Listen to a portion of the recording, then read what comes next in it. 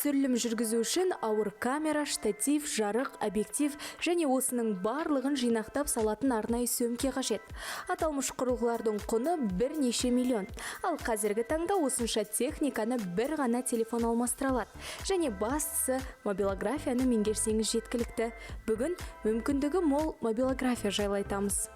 Сізге бұл сұрақ қызық болып көрінуі мүмкін, бірақ сырттан бақылаған кез келген адамды ойландыратын анық. Неге мобилографтар бір түрлі қимылдайды және неге бір түрлі осындай іс-қимылдар жасайды видео түсіру кезінде?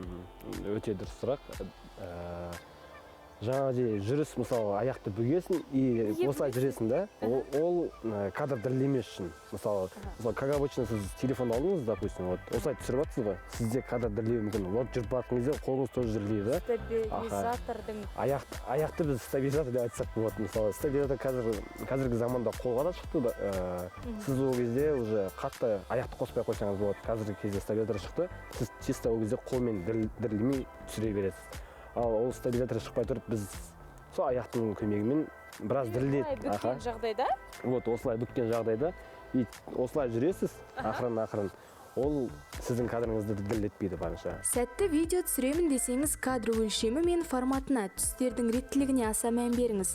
Бұдан бөлек, түсірілім өтетін орынды да дұрыс таңдай алу қажет. Себебі бейненің сәтті шығуы локацияға да тікелей байланысты. Біздің сфераға негізінде басынан керек нәрсе ол жарық, қолдан жарық и күннің жарығымен біз видео түсіре аламыз да. Ал былай далада түсірілетін видеолар болатын болса, оны тек таңғы уақытта и кешкі жақын күн бататын уақыт, яғни закат уақытында түсірсе, сол екі уақытта мобилографтардың видеосы өте керемет шығады деп ойлаймын. Аталмыш салада мамандар жеткілікті, сәйкесінше бәсекеде артқан. Демек, көптің көңілінен шығатын әуенімен видео үйлескен бейне түсіру қажет. Ал ол үшін біз айтқан қарапайым ережелерден бастап ескеріңіз. Ал ең бастысы, қиялыңызға ерік беру қажет. Себебі аталмыш сала шығармашылықты талап етеді. Өзімізге керекті видеоны халыққа жеткізу үшін өзіміз форматтарын таңдап аламыз. Ол жерде 25, 60 кадр, 30 кадр деген сияқты өзінің настройкалар болады. Біз және ол жерде болады 4К и HD форматы деген сияқты.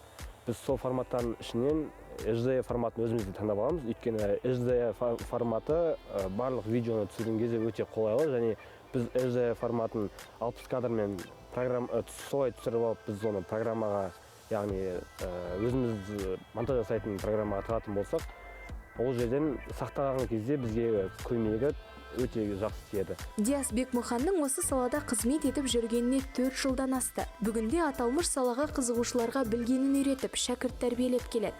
Табиғаттың сұлулығын, тауардың артықшылығын, тіпті жұлдыздар жарнамасын видео арқылы жеткізіп жүрген мобилографтан таңғы студия көрермендер үшін бейне түсіруін сұрадық. Ендеше Алматы Диас Бекмұханның көзімен.